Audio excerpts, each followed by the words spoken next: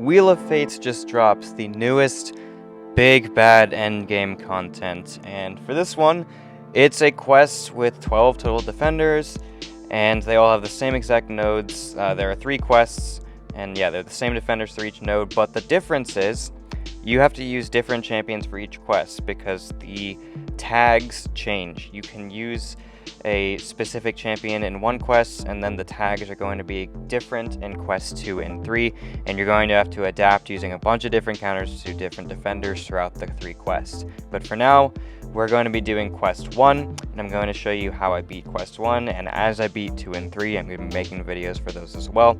This video and the ones coming after it are going to be very similar to the videos I made for the Necropolis Karina challenges, where I'm going to show off the fights, talk about how I did it, the counter I used, and then clip it to anything meaningful that happens in the fights, or if I die at one point or something, or when the defender dies. And it's just to make sure this video isn't 2 hours long.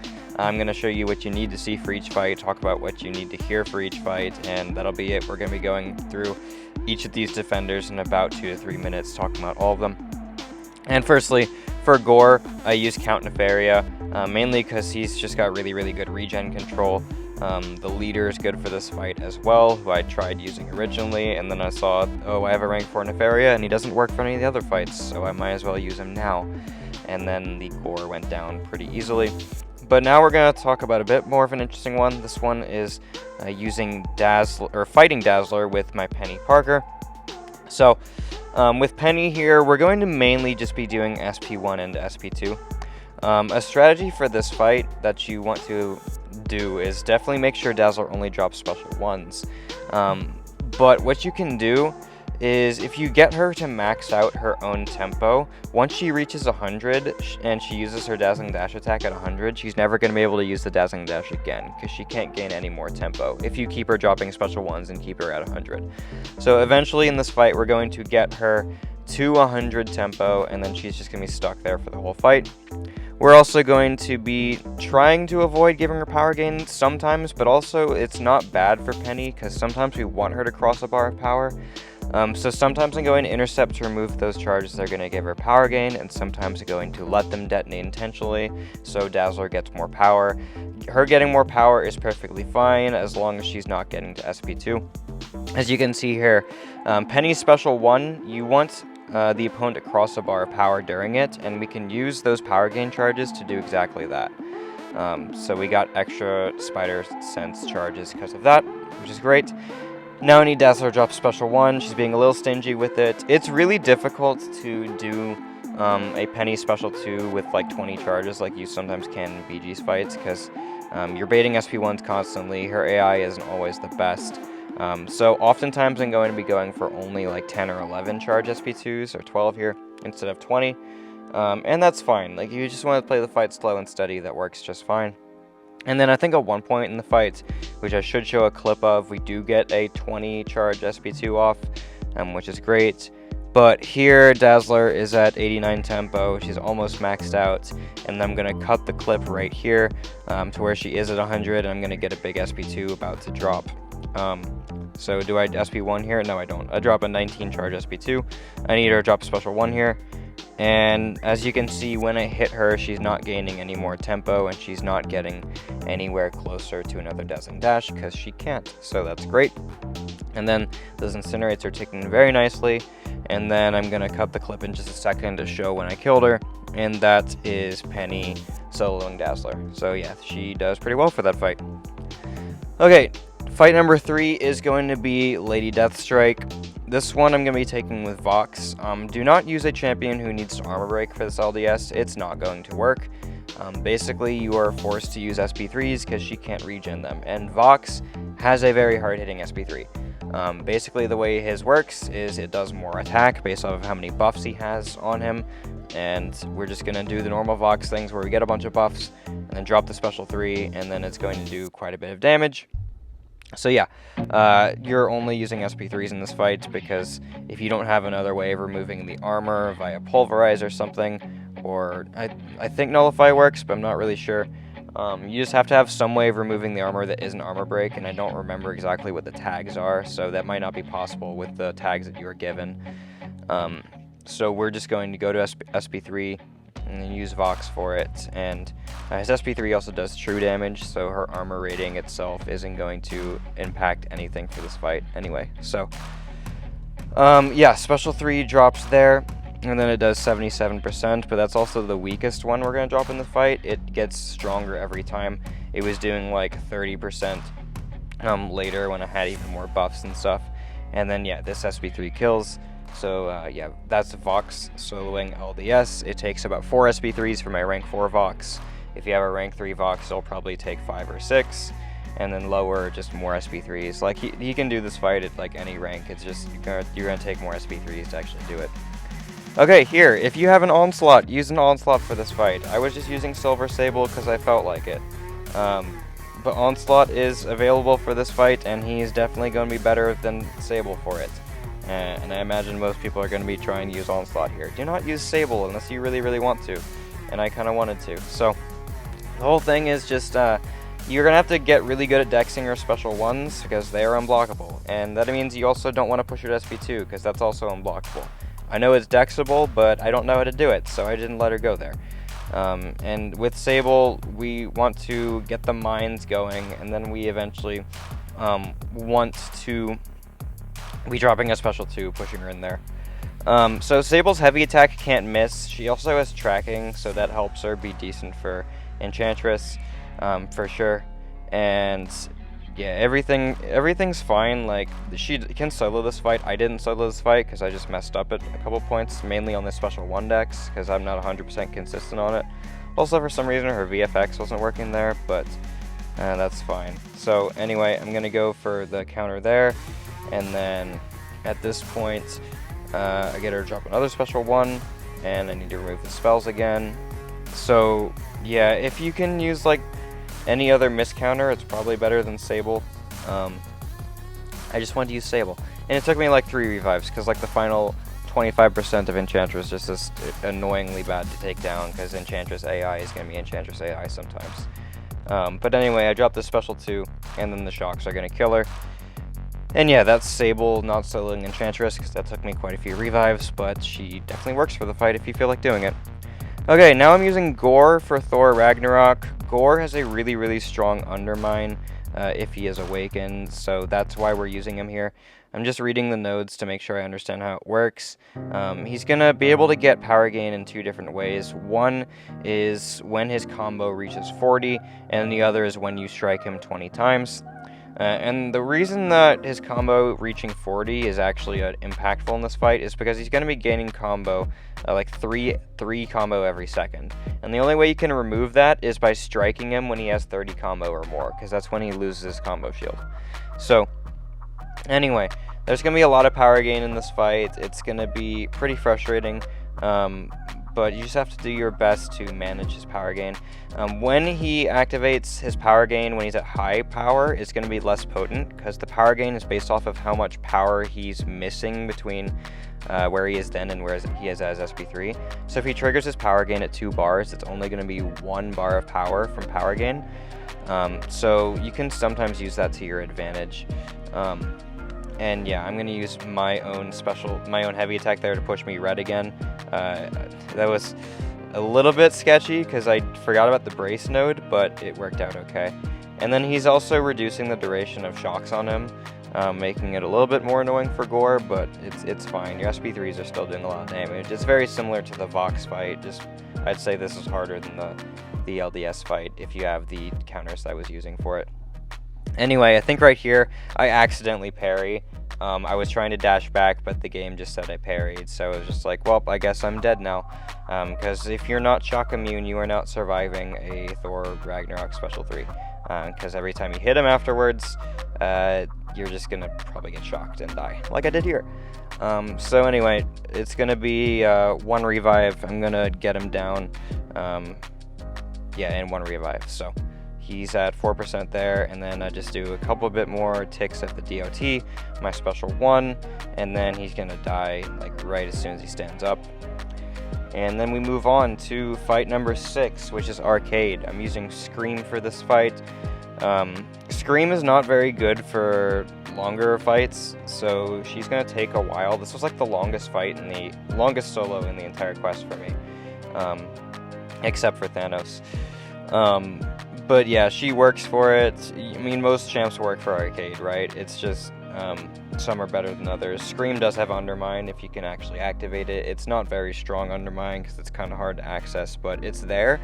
And basically the way you have to access it is by getting a Scream buff when you already have 2 of them. So if I have 2 Vicious now, if I go for another Vicious, then I'm going to get an Undermine. That's going to be how I'm actually going to get the auto block control.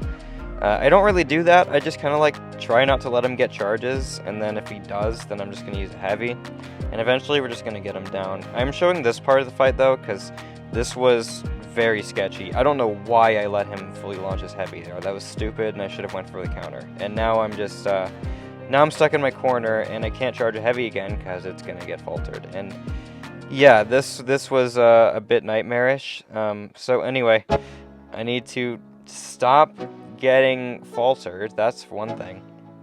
And then I eat the special one. I'm just like, oh my gosh, I'm actually gonna die. I'm not. That shock isn't gonna kill me, and I'm just gonna heal from the rest of the fight. But yeah, that's what you don't want to do in this fight, is let him trigger a cloud and get yourself cornered. That was a very bad decision on my part, and I paid for it. So anyway, we're gonna kill him with 1 combo after that special 2, and then that fight was just under 5 minutes, I think. Yeah. So now we're gonna fight Leader, fight number 7. I thought about using Mantis for this and saw Black Cat, and it was just like, I kind of want to use Black Cat. That sounds more fun to me. So I am. You can use her defensive ability accuracy reduction to fail getting those debuffs on you when you use your 1st and 3rd light attack. Those are definitely going to be helpful for you in this fight. So yeah, we just need to get the defensive ability accuracy online, which if I lose my combo, it's definitely delaying that, so kind of skill issue there. But it's okay. We're gonna get our combo high enough eventually. Once you reach 30 combo with Black Cat, it's a 60% ability accuracy reduction. I lost it again because I suck. And then the sabotage itself is 40%. So if you have 30 combo and a sabotage up, you're failing every time you hit him when he would place a debuff. And then you're pausing all of your bleeds. You're doing sabotage damage, and it's pretty great. So anyway, the goal is to get the sabotage on him and just hit him a bunch with the sabotage on him and stay above 30 combo. If your Black Cat's awakened, you're gonna have combo shields, which makes it a lot easier. Mine's just not, so my skill issues were really messing that up for me, but it's fine. So I drop another special 2 there, get some critical bleeds. I can pause them when I use my light attack, my 1st and 3rd light attack. And then at this point, he's almost dead. Ability failed, love to see it. And then I'm going to go for my relic here. And then we're going to place the beeper debuff with the relic, pause all my stuff, and then Leader's dead, and we finish the fight full health. So there we go. That was the only rank 2 I used for this fight. Everyone else is rank 3 or rank 4. And then next up is Bullseye. I barely am showing this because it's literally just your most average Bullseye versus Sinister ever. Or Sinister versus Bullseye ever. So if you have Sinister, use him. If you don't, I really don't know what else is in the tag. I'm sure there's something else that works, but I don't remember what the tag for this one is. So anyway, Bullseye goes down there, and yeah, most people have Sinister because he was the Saga Chase champ for 2 sagas ago. Anyway, now we're gonna fight this Human Torch. I am gonna let this whole fight play out because it's a very cool Spider-Woman fight. But for this Torch, you're only able to use Spider-Verse champs. Basically, there's a node where all your damage is either going to be physical or energy, all your hits, I mean, and you want to stay in physical because you don't want to give him smolders, obviously.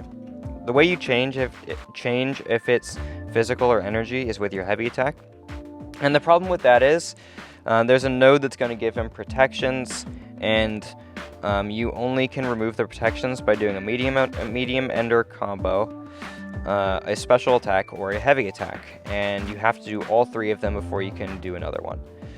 So basically, you're going to be forced to use a heavy attack at some point in the fight, which means you're going to be switching to energy damage. So the goal is, once you actually have to do that, you are going to need to immediately heavy attack to get back into physical, and ideally he doesn't smolder you that much, because yeah, that is definitely possible.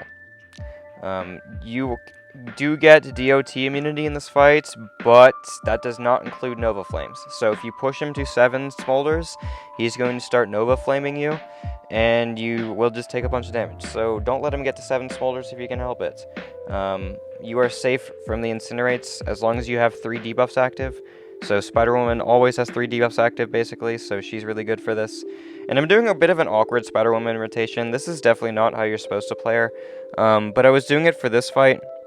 And the reason for that was I was worried about him going debuff immune too much in the fight. That ended up never being an issue, so you definitely can be using a bunch of Spider-Woman as special ones in this fight. I just wasn't, because I was a bit worried about the debuff immunity node. Turns out that was just something I shouldn't have been worried about, because, yeah, it's fine.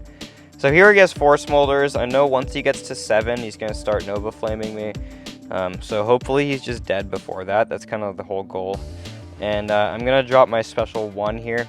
Start placing Power Stings now, which is what I should have been doing earlier. Like, once I got all my Furies ramped, I should have been doing Power Stings earlier, but it's whatever. They do about 7-8% of his health every time you do the Power Sting detonation, which is certainly good. And then Spider-Woman's basics themselves don't hit that bad at all, because like once you have like 20 Furies, you're doing some decent damage. So that's why I was using a bunch of SP2s earlier, because my original game plan was just to kill him with basics. And then I realized there's no reason to not use the Power Stings, so I'm going to just change my playstyle. So he drops a special 1 here. I need to do heavy into a heavy again. That's going to put him at 6 smolders. And I'm just hoping that I can kill him before he reaches 7, which is going to be possible, I believe.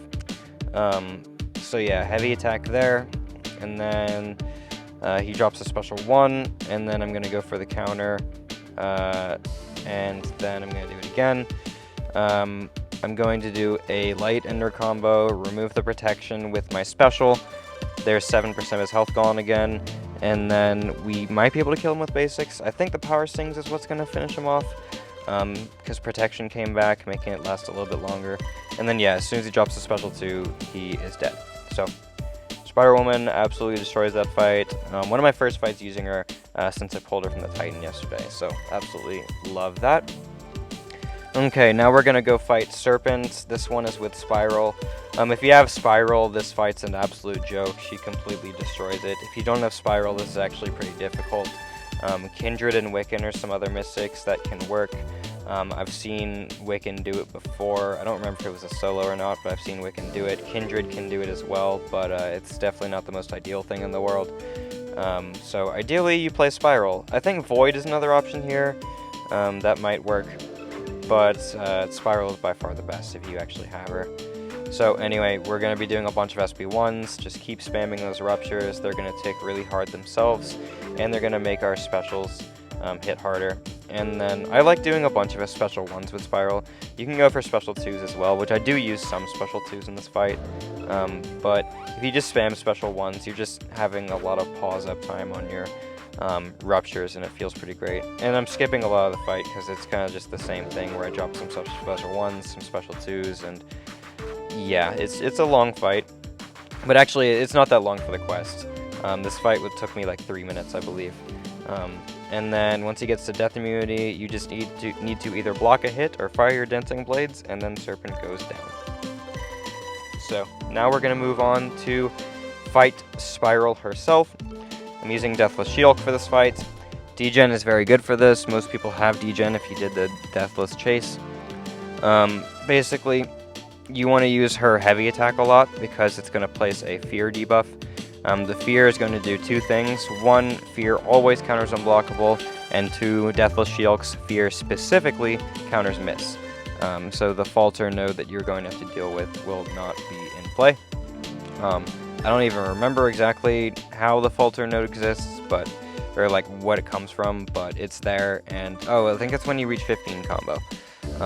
But the fear just makes it not matter. So special 2 there, and then she fires her dancing blades every time she drops a special, which is annoying, but you can block them, no problem. They're not going to stun you through the block or anything. If they did, this fight would actually be like one of the worst things ever. I go ahead and drop a special 3 in this fight, so I get a debilitate, making all my debuffs last longer, which is especially good for the fear. And yeah, we're just going to be placing those traumas. Sometimes the heavy counter works, sometimes it doesn't. I'd ideally try to be just doing the heavy attack when she's stunned if I can help it, but that doesn't always happen. So anyway, like, I'm going to go for a special 2 here. We have 21 traumas. It's important that when you fight Spiral and she has the Dancing Blades active, you don't ever use your second light attack. That's what I meant by the heavy attack whiffing sometimes, because yeah, it whiffed there. And now I'm just going to die because of these ruptures because I messed up. And yeah, the heavy attack whiffed again, and it's just weird spacing. I don't know. So anyway, 1 death on Spiral, and then I'm going to go back in, and then she's dead from the special 2. I think that was 2 revives, actually. I cut one of the deaths out, mainly just because I'm bad, but that's fine. Now we're going to go fight this Dust here with a Mega Sentinel. I think Ironheart's available for this fight too. Ironheart's probably better than a Mega Sentinel for this, but my Ironheart's rank 2 and my Mega Sentinel's rank 3, so that was kind of the deciding factor for me. And with a Mega Sentinel, you kind of just play her normally for long fights, where you're going to go to a special 3, place the 6 plasmas, and then let them do a bunch of damage. And then after that, you're going to be doing special 2s, because you don't really want to consume the incinerates with your special 3. It's kind of just wasting damage. But yeah, you don't have to worry about keeping the non-damaging debuffs active. And I thought that was going to be a special 2, actually.